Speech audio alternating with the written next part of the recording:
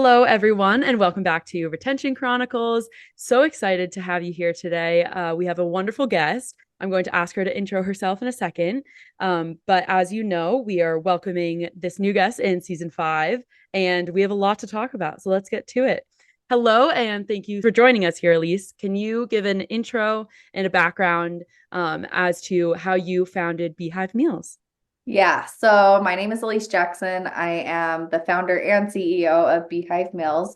Um, so personally, I am a mother to 3 kids, and then I'm pregnant with our fourth. So Congrats. Oh my gosh, so busy. excited. And the other kids are young, like 7 and under. So we are very, very busy. But a little bit of background on myself is, so I grew up with a dad who was an entrepreneur. He is a land developer. So he would take like large pieces of land, break it down, sell them into smaller pieces. And that's how I grew up. Um, Real estate has been kind of all over the place. So it was very much like that entrepreneurial journey of like feast or famine. So Hmm. like it was like this roller coaster, right? Um, so that's how I grew up. And then my husband and we met in 2013. We've been married for a little over 3 years now. And he grew up with a mom who was an entrepreneur as well. And he's the oldest. I'm the youngest of my family. He's the oldest. So he was much more like involved in his mom's kind of business ventures as he grew up. And he is very entrepreneurial spirited as well. So when we first got married, I was a little bit nervous because like, no, like you need to have this like 9 to 5 job and like we need stability and like I wanted like comfort, stability. Uh-huh.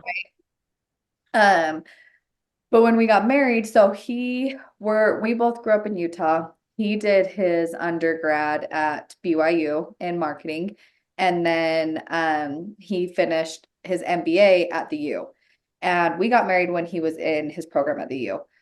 And when he was going through that, he had an entrepreneurial professor that was kind of like, hey, like owning a business, being an entrepreneur, it's a game. Like it's like you can start the game, and if you make $5, like you win.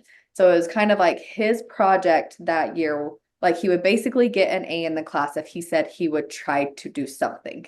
And it was Mm. like, so this was very young in our marriage, and he was like, hey, I'm going to try something. And in that time, I'm sure you're familiar with Kickstarter, uh, Hmm. Indiegogo, and those crowdfunding websites. So he launched a um, wooden sunglass company on Indiegogo.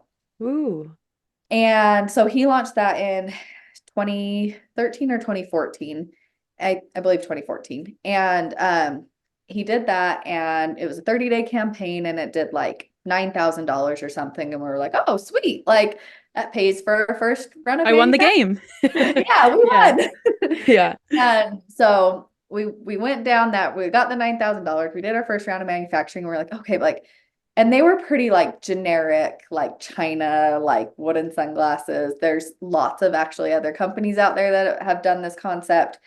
And he wanted to take a different approach going ahead. So we launched a Kickstarter the next year, and we did um a collection with it, they were still wooden, but they had like etchings, like engravings down the side, like design. Mm. So they were more unique, and like we designed them all and all of that. So we launched that on Kickstarter that next year, and it 30-day campaign did like 270 something thousand dollars on Kickstarter. Wow. So it did really well. Next year we launched another campaign, and it was a variation where metal sunglasses, metal frames, wooden sides. Again, did like $280,000 in during our campaign. Um, we were going along that entrepreneurial journey, and it was like, whoa, like this adrenaline rush, right? Like I didn't want to be the entrepreneur. Oh, this is fun. Like, Yeah.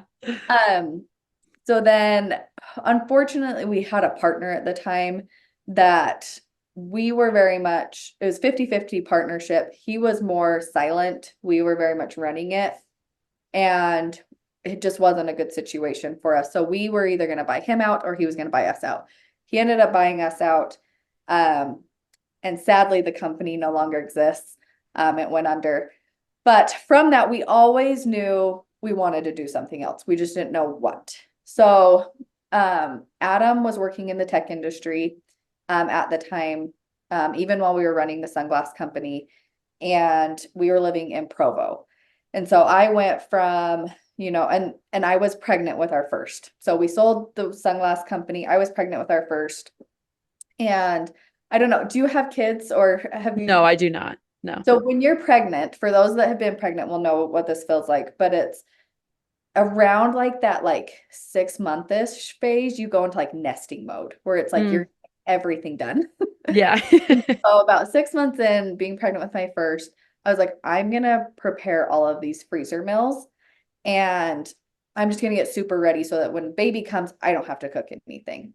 And so so I prepped and it took me like a whole week between like planning, grocery shopping, prepping, and I prepped like 80 meals. Wow. Oh my God.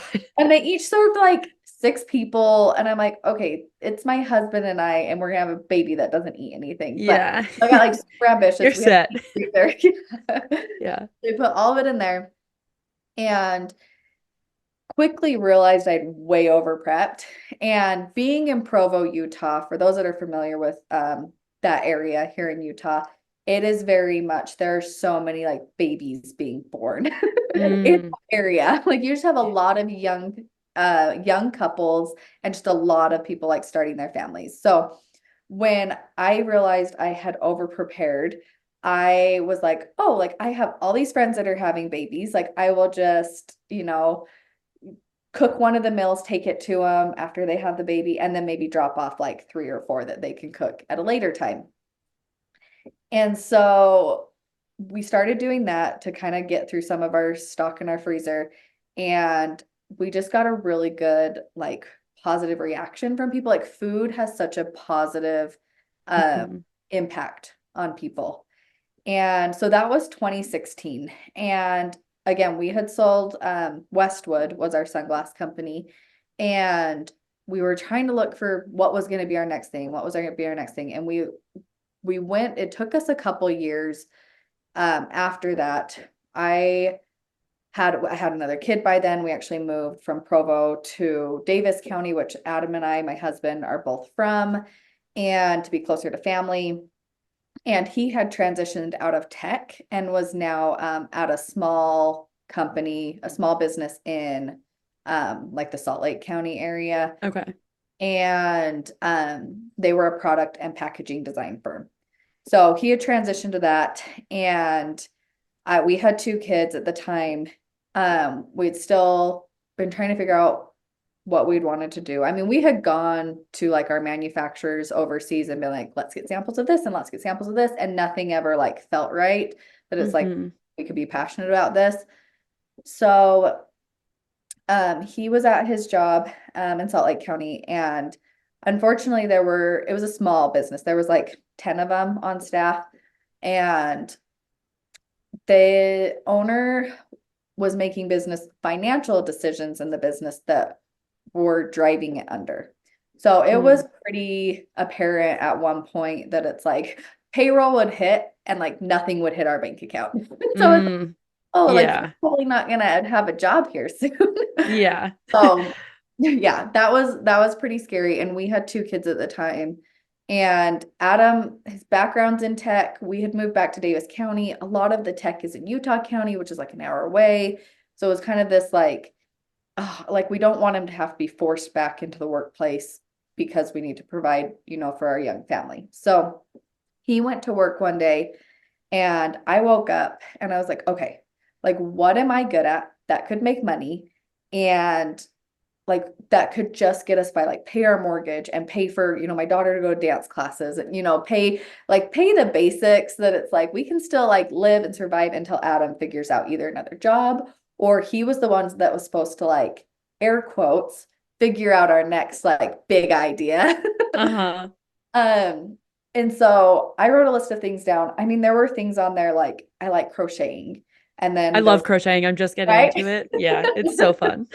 So like soothing and relaxing. Hmm. Yes.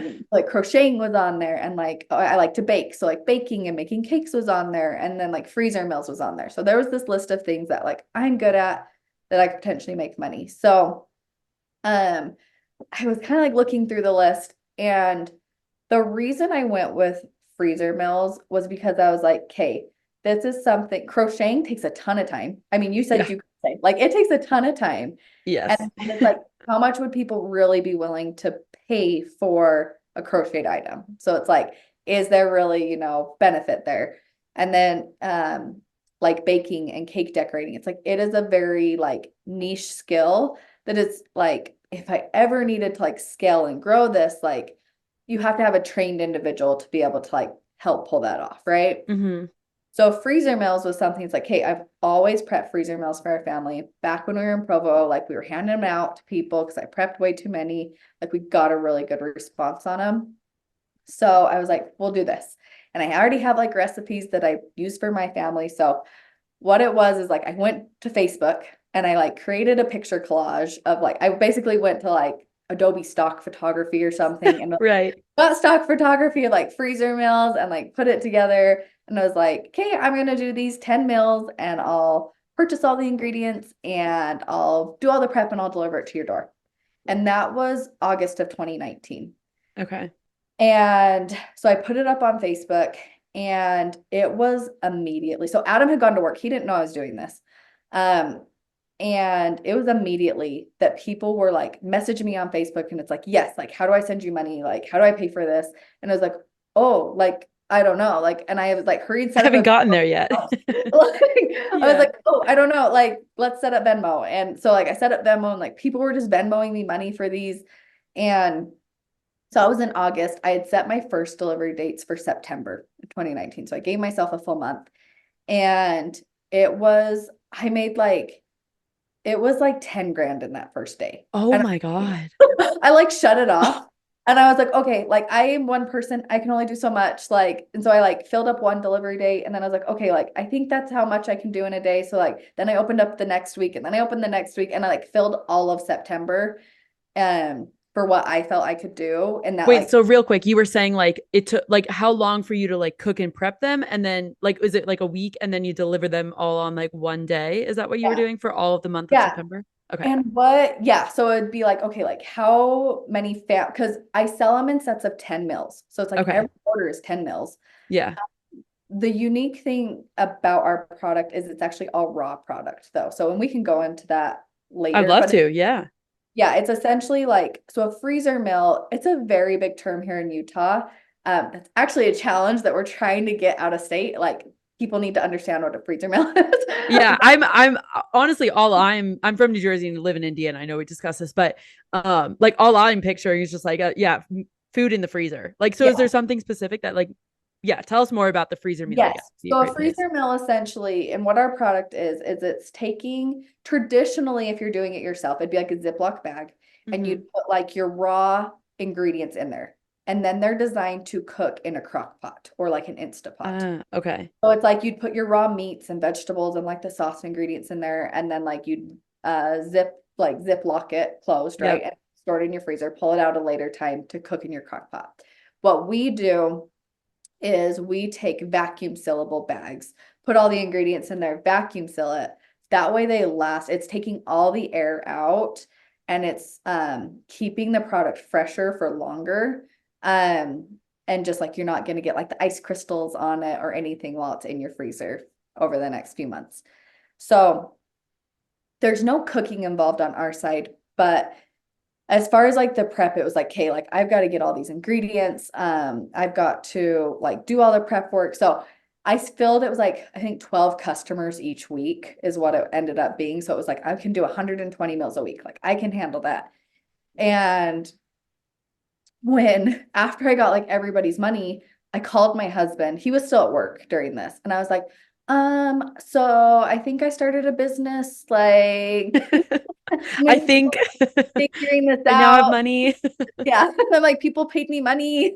And Yeah. so we and my mother-in-law found out about it and she calls me, she's like, you realize you can't do this out of your house, right? And I'm like, no, I had no idea. Like, we need a commercial kitchen for this. And I was like, oh, okay, like I don't have one of those. And so luckily when I say like I started taking orders in August and my deliveries weren't until September, I had like 30 days of like, okay, I gotta like figure this out how I'm actually Mhm. doing. So like I had to go find a commercial kitchen to rent, which we did. I had to get like certain certifications as like a food manager. Like it's not just like Oh. food handler's permit. It's like the certification that like I'm allowed to, I don't know. That you're like knowledgeable about what Yes. to do and what not to do. Yeah. Yes. Okay. And so I did all of this, like had to work with the city on like what we were actually doing and like get all these approvals. So did all of that in the next 30 days. And then we got into it. So September. Um, it went really well that first month. And my husband actually ended up not, so he ended up mutually leaving his position at his company that he was at in October. So that next month. And he, again, this was just supposed to be like, I could do this a few times a month. It'll pay our mortgage. It'll pay for this. Like, it'll be fine. Like, you go figure out something else. So I'd mentioned his mom's an entrepreneur. He actually went and worked with her for like the next 5 months. And he would like help on the side. So help me on the side. His background's in marketing. So that was helpful. He was able to like get us a website up by September. Like I had a legit website to actually, so I wasn't taking Venmo money. Yeah. You had a checkout. Yeah, I had a checkout process and people Automated systems. actually, Yeah. yes. And like people would know when I would actually sell out on a date or things like that. Mm-hmm. So September went really well. October hits and it's like I open up delivery dates and they would sell out like that. Like it Wow. was like one, it was people that had already ordered from us, like wanted it the next month. And two, like our word of mouth, it was like, people would be like, oh, like they'd talk about it. And so we'd sell it super quickly.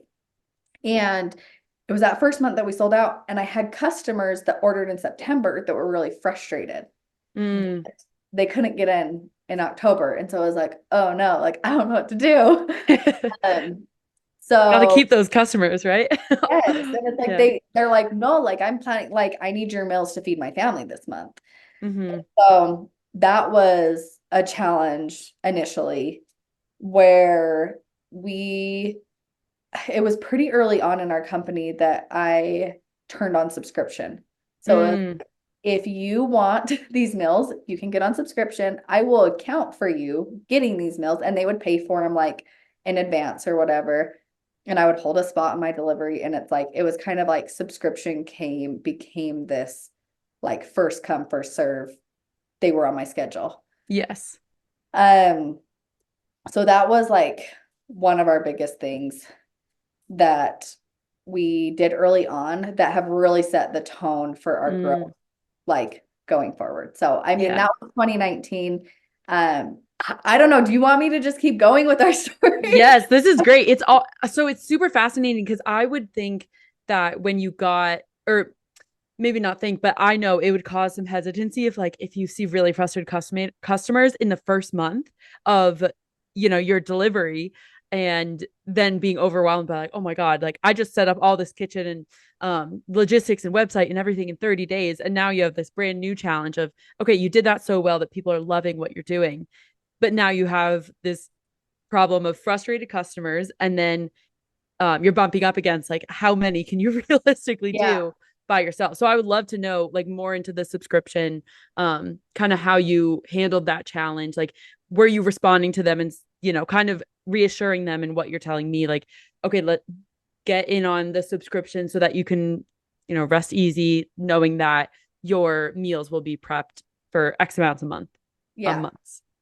So that was October. Okay.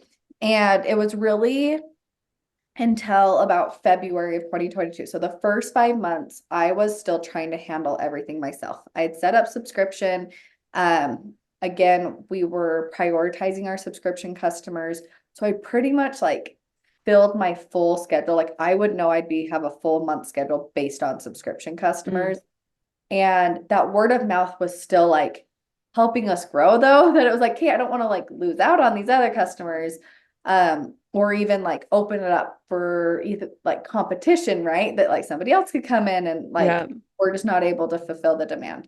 So February of 2020, I brought on my first 2 employees.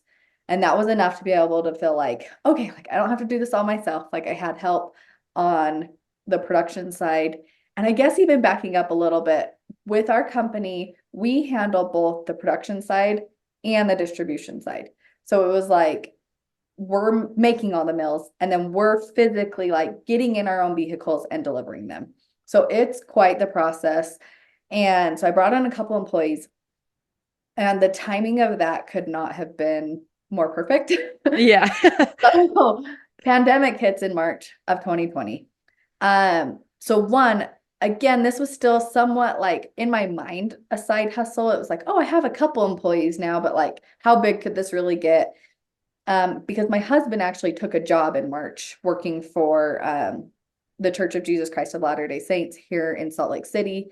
And he again, I'm like, have that stable job. Like we need like Yeah. stability. Like we're not really entrepreneurs. And so he started in March there. And I had a couple employees. And then it was March 16th here in Utah, like everything shut down. Mhm. And and then we quit. Like we had an earthquake here not too long after. And it was like the world was ending here in Utah. Yeah, right. Everyone's just terrified and yeah, Yes. everything. And so with that mentality, like the world is ending, like people don't know like what this pandemic's going to mean. And I'm sure this happened where you were at too, that like grocery store shelves just were wiped out. Yeah. Yeah. Like it was like chaos. Like you could not, Apocalyptic. Yeah. yes.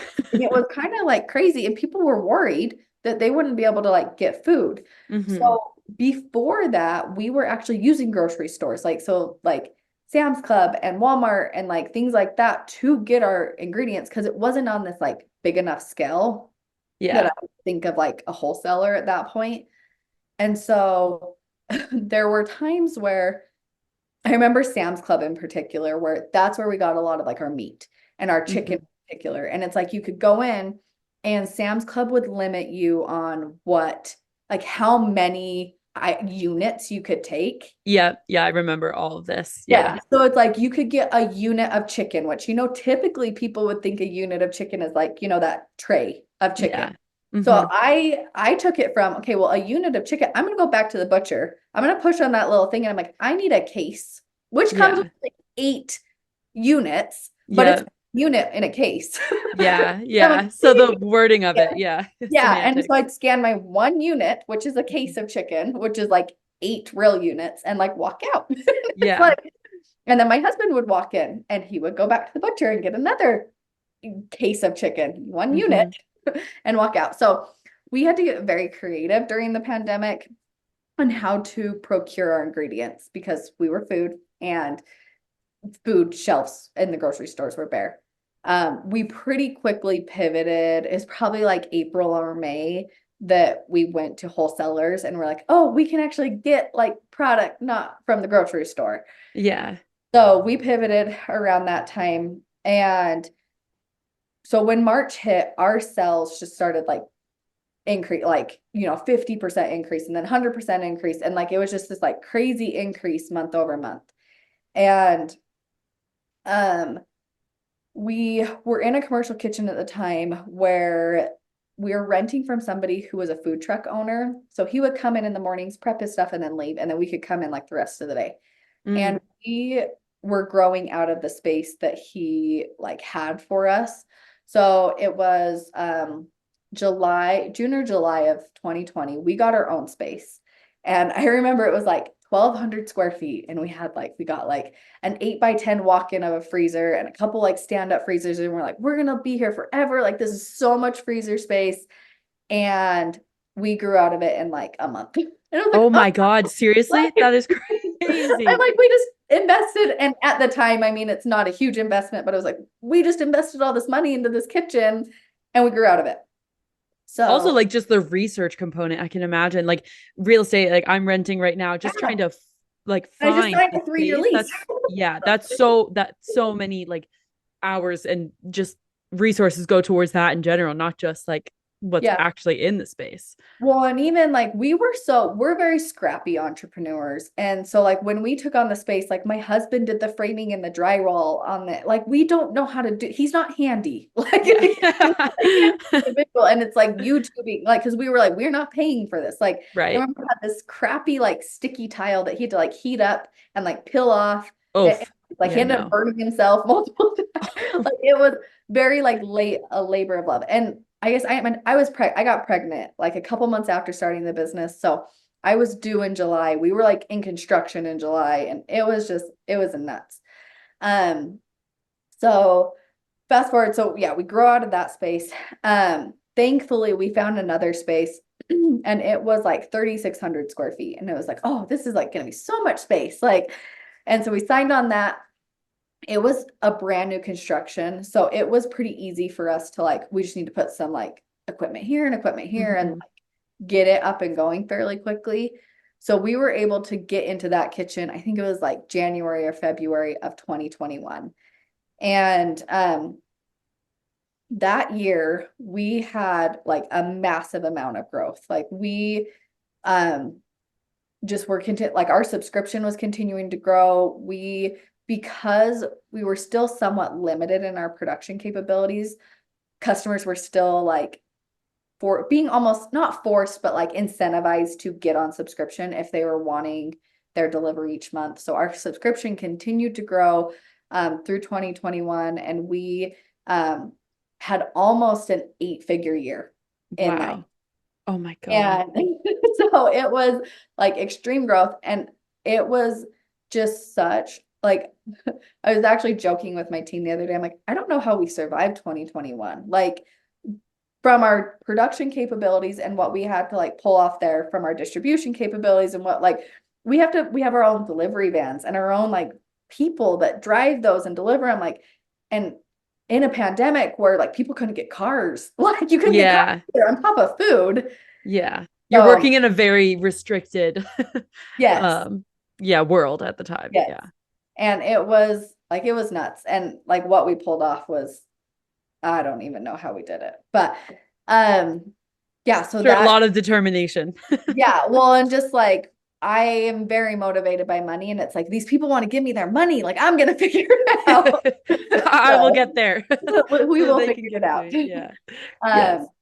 so yeah, so we continue to grow. I mean, we're a little over 4 years now, have about 100 employees, and a good chunk of those are on the production side. What our mill production is pretty labor intensive, and then another percentage is on our distribution, the delivery side. And then we have like our corporate offices. And I had mentioned my husband is back. So now my husband works with me full time. Yay, it's all full circle. He's been here for like 2.5 years full time, quit his other stuff. And he runs our marketing department. It wasn't until May of this year that he actually brought on somebody to help him. So he's been running it this whole time up until May. And it's just been quite the wild ride. Yes, yeah, I can tell. And quite an interesting story to walk through. Like I know you asked, should I just keep going? And I genuinely, yes, because I think it's very like indicative of probably all the hurdles or all the challenges you face. And like I want to get into some of those, but just hearing about high level how you all are navigating, like, and it seems like mostly trying to make those decisions based off of growth and Yeah. where you can continue to um like it looks like it seems like you had such a potential with customers and you were recognizing that, so it's like you almost can't keep up, right, with how quickly the ICP or the want of your product is.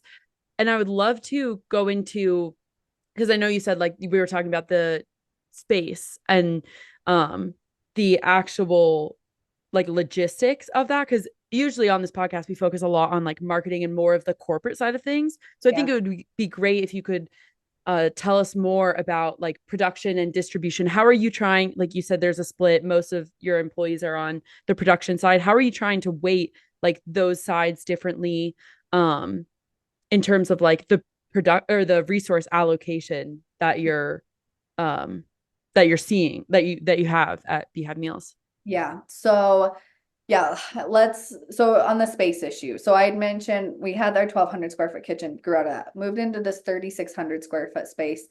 And I forgot to mention, we grew out of that in like 3 months. Oh my So, God. You can't keep up with these spaces. yes. And the biggest issue for our space isn't so much the space I need to prepare the meals. So like I have my 3,600 square foot kitchen. That kitchen can produce so much out of it. Like we actually only run our kitchen Monday, Wednesdays, Fridays from 6 a.m. to 2 p.m. Like, Okay. and then bring in product on Tuesdays and Thursdays, like the ingredients and like things like that. But like production happens like, is that what, 24 hours a week? Like we could run our kitchen a lot more. Mm-hmm. Where we run into issues with our business is the freezer space. So it's like I have to Right. get the product frozen. Customers are expecting it like rock hard frozen. And then it's yeah, and so it's like getting it frozen, and then like once it's, you know, we prepare it in a set of 10 meals, it's like until it goes out to the customer, I have to hold that frozen as well.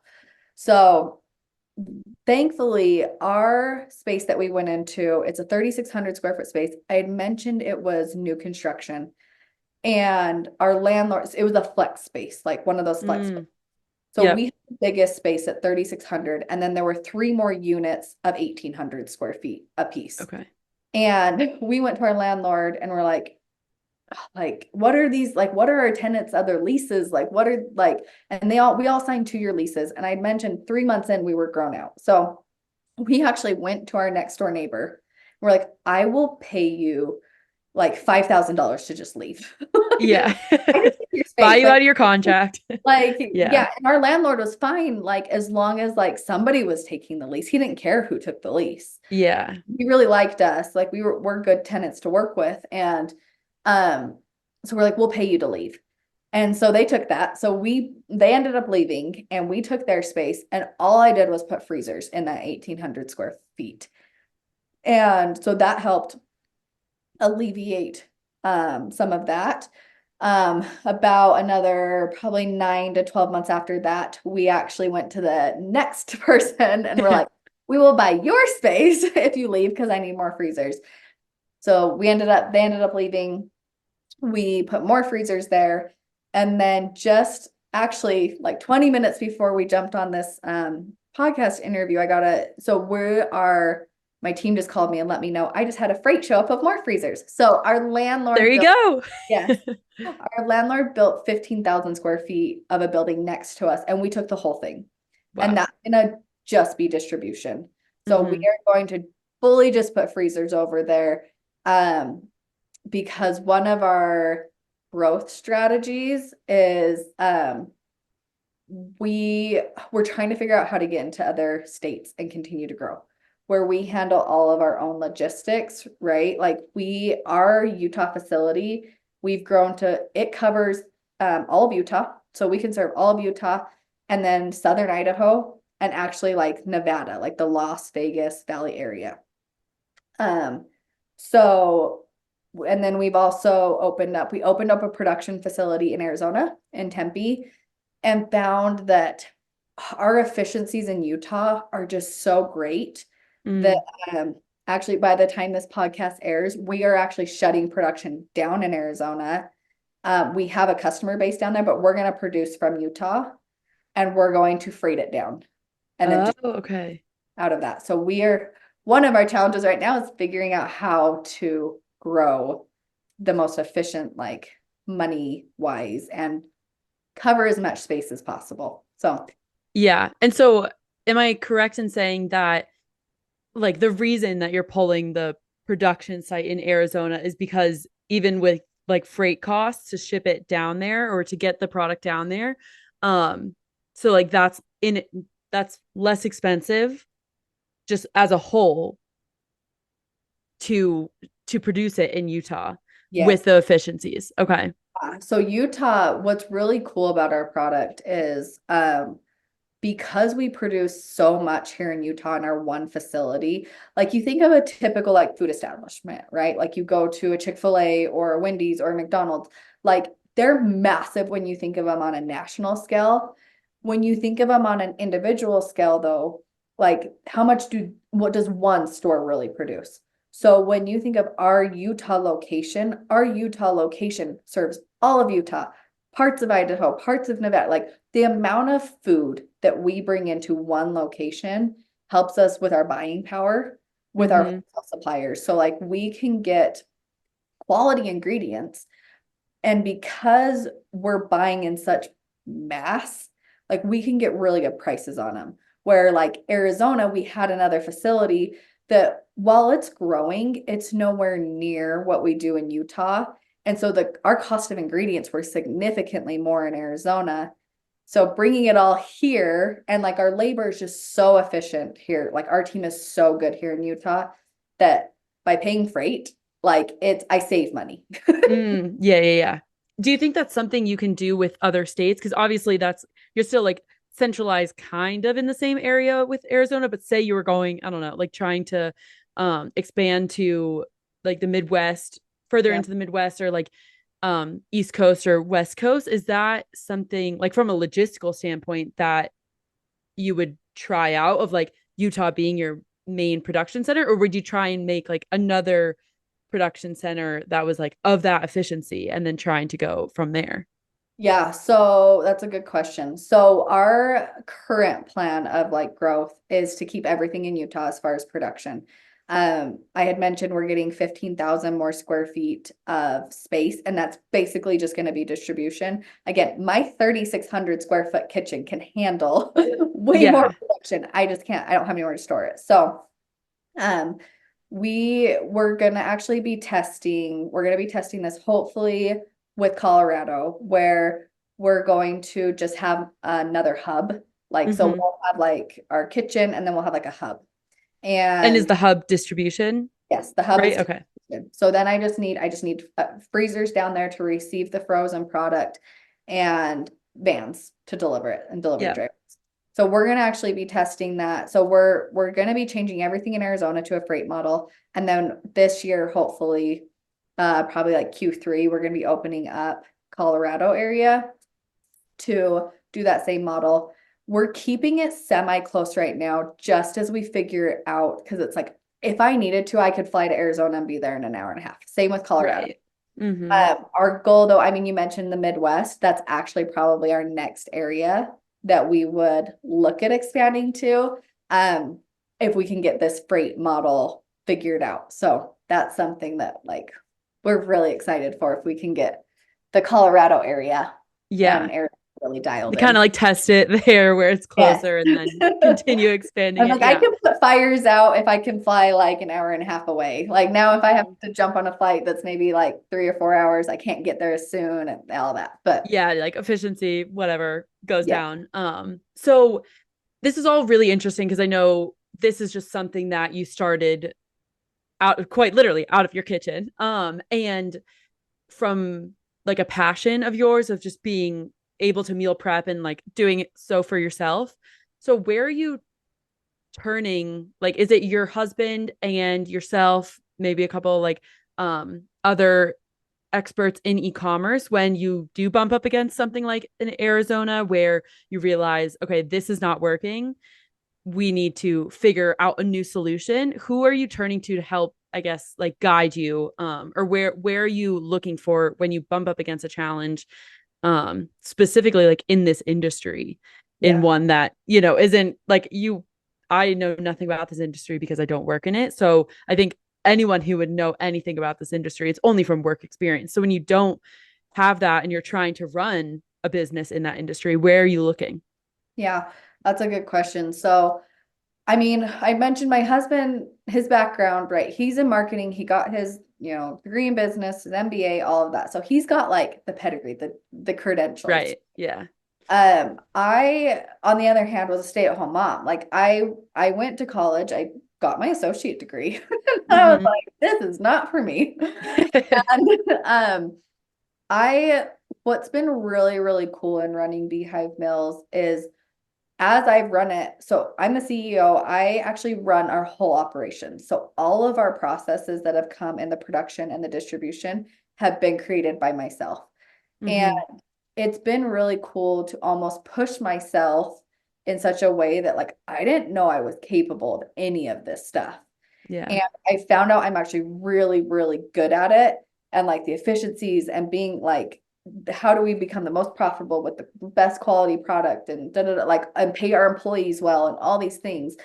And it's really just come from doing it. And I think having the ability to pivot really quickly. And that's what I love about a small business. And even working with my husband and I always get the question, how is it working with your spouse? And it's obviously really challenging in certain aspects because it never shuts off. But it's also, I think that's one of our strengths is because we can talk to each other whenever we need to, that it's like we can pivot so quickly. That sometimes when you have, say, even your executive team or your management team, that it's like, I got to wait until like tomorrow because I got to be respectful of their time. And And like people are on vacation and just you yeah. introduce a lot more variables. Yeah, Yeah. with a bigger team. So I think one thing we've been able to do is pivot really quickly. Like if something isn't working, we're able to recognize it really quickly. And it's not like, oh, well, but maybe like we just need to give it time. And sometimes that's the case. Or maybe it just even needs to be tweaked a tiny bit. So we've just, as far as like growth and like figuring this out, it's really just been by doing it. There was a time though, and it was earlier in, let's see. So it would have, we're 2024. So it would have been the end of 2022, about a year and a half ago. I got in this because we were growing. I mentioned, so 2022, we actually did, we did 8 figures that year. And I'm younger. I mean, I started the company when I was 25. And so I just felt really inadequate to actually run my company. And it was this, and I'm sure you talk to a lot of entrepreneurs that get like, it's right, imposter syndrome, Yeah. where I am It's the most not, relatable part of this podcast, I think. yeah, it's like I am not, like I have no business running this business and managing how many people. And like when you start bringing on employees that it's like you depend, like they depend on this, their paychecks to provide, like we have a lot of like people that are breadwinners in their families. And like it's like something I put a lot of pride in, but it's also a lot of responsibility. So I just got in this, like, I am not the person to run this company. Like, I don't know what I'm doing. And I actually looked to bring somebody in to run my operations. And through that process, like in that process, I started, like I brought somebody on to run the operations. And then I started being like, okay, like I like need to expand my network. And so it was things like I went and did a mastermind here in Utah. It's a group of entrepreneurs. A lot of them, I think actually all of them were females. It was like a female entrepreneur mastermind. It's awesome. And like the advisory board were all females. Like it was a very like cool, unique experience. And I met a lot of really amazing people out of that. One was, are you familiar with Freshly Picked? No, I'm not. So they're another Utah company here. So Susan Peterson runs that. She's like one of the OG like female entrepreneurs here.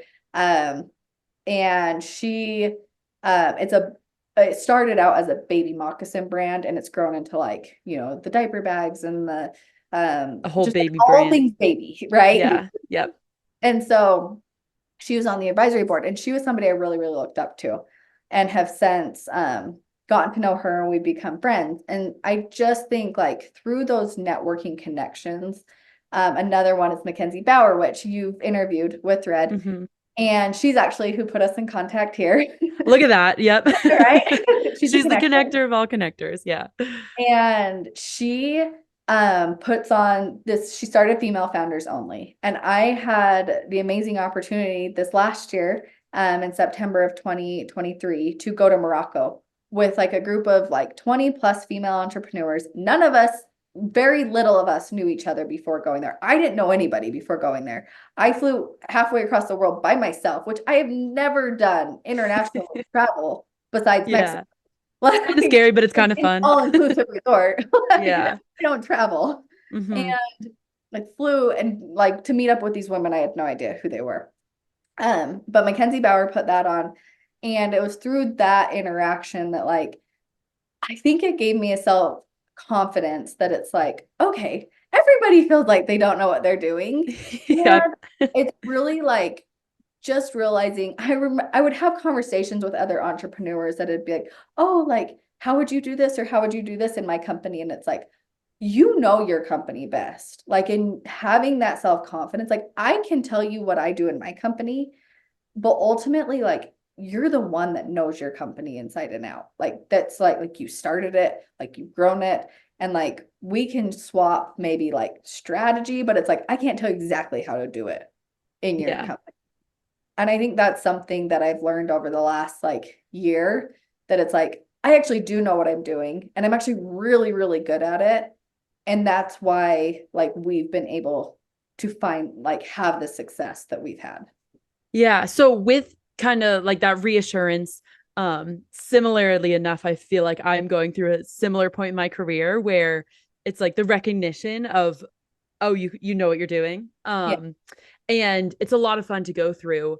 And with that comes a lot of confidence in just like the abilities, and then bringing that to your team and being able to say, like, I think we should go here, and um like blah blah blah. So with that added confidence, I wanted to ask you about the, like, I imagine that there's a lot of challenges when it comes to delivery, because us being in like the shipment space, I've met a lot of brands who um like with delivery, and especially in the food and bev space, like it can be especially I guess finicky, or like a lot of details around it, especially around frozen food, because there's like a whole added element um of needing to keep that food fresh, and your customers are expecting it to be Yeah. to be frozen. Um so how are you, like, with that added confidence, how are you how did you go about kind of figuring all of that out and ensuring that the quality of your product when it leaves arguably like where you have the most control over it, like in the freezer and your delivery trucks, that it's not like sitting on someone's doorstep? Like, how are you communicating that to your customers? Yeah. So one thing, like with food, you had mentioned, like it can be finicky. It can be, it's very, like food could make people sick. Like if it's Yeah, yeah, not a right, like it's not like, oh, like darn it, like we lost your leggings somewhere. Like, and they'll yeah. be there in 3 more days. Like Mm-hmm. it's, if a food is delivered, it has to get there. So on time. And that's actually one reason we've kept all distribution logistics in-house. There's a couple reasons actually. So one is being able to, the control freak that I am, being able to control it to their doorstep is very important to me, and that whole experience. To the other one, food, because it has to like shipping's really, really expensive. And added on to shipping's expensive, our product's really, really heavy. Our product's anywhere from like 40 to 80 pounds, Whoa, yeah. like a set A of, huge thing, yeah. All those units of chicken have to go somewhere. yes, right? And so it's our product's really heavy. And when you're shipping frozen, you have to ship dry ice. So not only do I have all this like weight of the food, then I have to have the weight of the dry ice and then the packaging to keep it all insulated. Like it would be like 100-pound box. And to ship that, it would be like $100. And so, and that's like with discounted like FedEx rates when we've gone. Right. Yeah, because you're shipping So in bulk. So yeah, you yeah. get, yeah. And when we look at that, and when you look at other food delivery services, their cost per serving is anywhere from 7 to 10, 11, $12 a serving, right? Yeah. Ours is anywhere from like 280 something to like 350, depending on the type of meal that you're getting, the size, those type of things. So we're able to keep our cost per serving a lot cheaper, because a lot of those other food companies, you're actually paying for the shipping. It's just hidden in the cost of the food.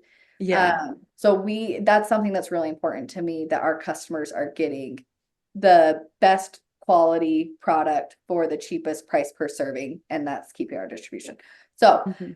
to go as far as like how we maintain that, it's we've invested very heavily in our distribution side of the company. I mean, millions of dollars have gone into, and that hasn't been overnight, like, right? Like it's been as we've grown and needed to grow. Again, I mentioned we are very scrappy entrepreneurs. We've actually invested in this company when we've needed to, and it's been using resources from the company. So Mm-hmm. it's like we have refrigerated vehicles. So it's like it leaves our facility, goes into a refrigerated vehicle. We handle that up until their doorstep. And we have a back end system. So it's a plug-in through Shopify that creates all of our delivery routes. Like we have a routing specialist on our team that creates those every single day. And it gives like all the automated reminders. So like customers, one, they sign up for a specific delivery date. So they know, hey, on January 5th, I signed up for meals. I need to expect meals on January 5th. So, and then that morning they get an email and a text saying like, hey, your delivery's out for delivery. Like it should be expected around 1 to 2 p.m. And then it's like, then they get another text when it's like, hey, it's 3 stops away. And then it's like, oh, hey, it's here. And here's a picture of it. So we are able to communicate through our technology, our back end throughout the process. Once it gets to their doorstep, here in the winter in Utah, it's not an issue. It is very cold outside. So Yeah. it's out there for 8 hours. Guess what? It's still going to be rock solid. In the summer months, it can get up to 100 degrees here. So that changes a little bit. The nice thing about our product, though, is because we're shipping or delivering 10 meals at a time, they kind of all act as ice packs for each other. Right. Sit out for a few hours. And again, people who are ordering, like they know what day they're getting it on. It's not like a mystery on when they're going to get it, and then they're communicated throughout the whole process. So we have very rarely that we have issues. If a customer ever does have an issue and say like, hey, these are defrosted, like we replace it, like no questions asked. But we have very, very few complaints on that side. Yeah. Yeah. Okay. That makes a lot of sense. That's kind of what I figured, but I have ordered from like a food service before, and I won't name them, but getting it in the mail and like those little ice packs or just like Yeah. liquid water, Yeah. just And you're like, like, I think it arrived safe. yeah, yeah, exactly. So you're just kind of like sitting there, but those are they're like not supposed to be frozen. So a little bit different, I think. Yeah, with the freezer packs, like making sure that they're frozen. Yeah. Um I want to continue asking you questions, but we're already at time. So I'm going to be gracious of our time and pause us there. This has been so phenomenal in just understanding more of what it looks like to keep everything in house. I have not met a lot of founders who are taking that on, and I think you're doing it well from what I can tell from the last hour. So I'm very, very, very excited to share this with our listeners, and it's been an absolute joy to get to talk to you, Allyse. Thank you for making the time. Yeah. Thank you for having me.